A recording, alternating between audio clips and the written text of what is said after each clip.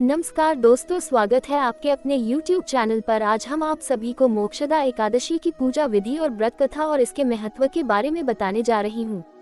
हिंदू पंचांग के अनुसार मार्गशीर्ष अगहन माह के शुक्ल पक्ष में आने वाली एकादशी को मोक्षदा एकादशी कहा जाता है। द्वापर युग में योगेश्वर श्री कृष्ण ने इस दिन अर्जुन को मनुष्य का जीवन सार्थक बनाने वाली गीता का उपदेश दिया था। गीता जैसे महान ग्रंथ का प्रादुर्भाव होने के कारण इस दिन को गीता जयंती के रूप में भी मनाया जाता है।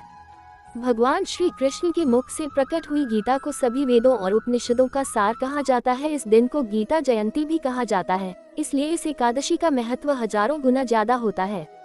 गीता का ज्ञान हमें द्वेष, क्रोध, लोभ व अज्ञानता के दलदल से बाहर निकालने के लिए प्रेरित करता है। सत्य, दया, प्रेम और सत्कर्म को अपने जीवन में धारण करने वाला प्राणी ही मोक्ष को प्राप्त कर सकता है। शास्त्रों में गीता को भगवान श्री कृष्ण का ग्रंथावतार कहा जाता है।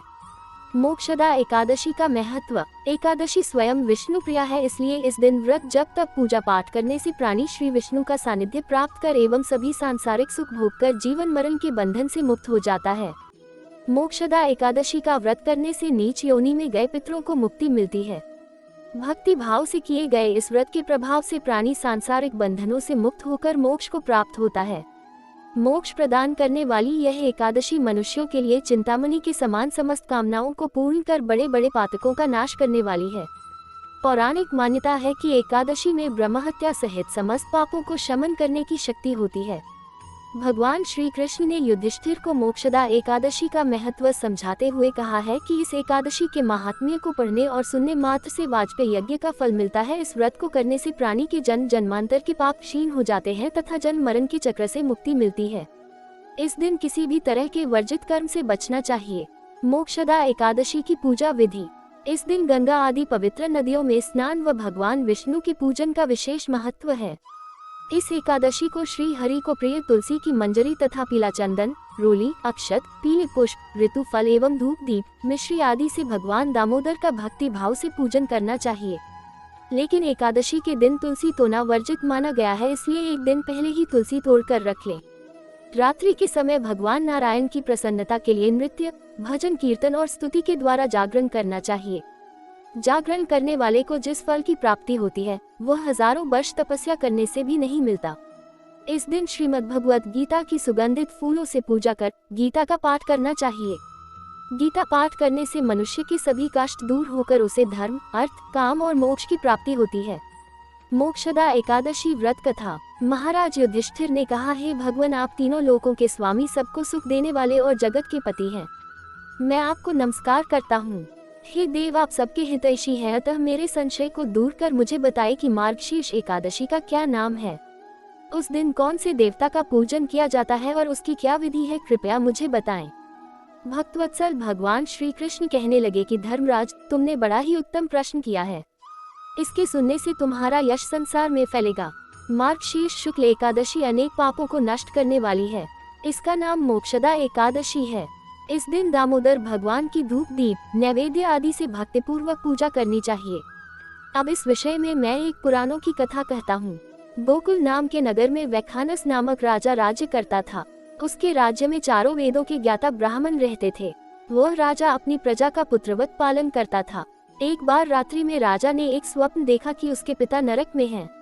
उसे बड़ा आश्चर्य हुआ। प्रातः वह विद्वान ब्राह्मणों के पास गया और अपना स्वप्न सुनाया। कहा, मैंने अपने पिता को नरक में कष्ट उठाते देखा है। उन्होंने मुझसे कहा कि हे पुत्र, मैं नरक में पड़ा हूँ, यहाँ से तुम मुझे मुक्त कराओ। जब से मैंने ये वचन सुने हैं तब से मैं बहुत बेचैन हूँ, चित्त में बड़ी अशांति हो रही है।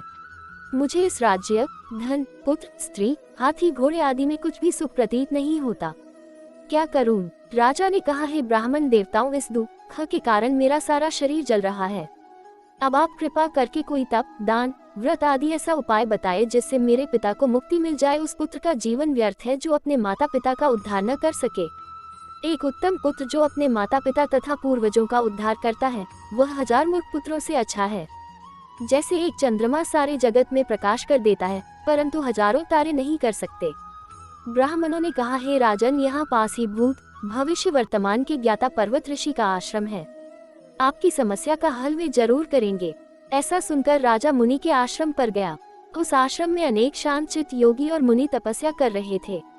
उसी जगह पर्वत मुनि बैठे थे। राजा ने मुनि को साष्टांग दंडवत किया। मुनि ने राजा से सांगोपांग कुशल पूछी। राजा ने कहा कि महाराज, आपकी कृपा से मेरे राज्य में सब कुशल हैं, लेकिन अकस्मात मेरे चित्त में अत्यंत अशांति होने लगी है।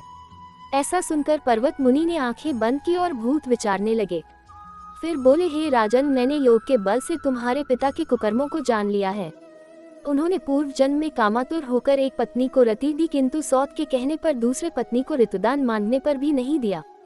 उसी पापकर्म के कारण तुम्हारे पिता को नरक में जाना पड़ा। तब राजा ने कहा, इसका कोई उपाय बताए। मुनि बोले, हे राजन, आप मार्गशीर्ष एकादशी का उपवास करें और उस उपवास के पुण्य को अपने पिता को संकल्प कर दें।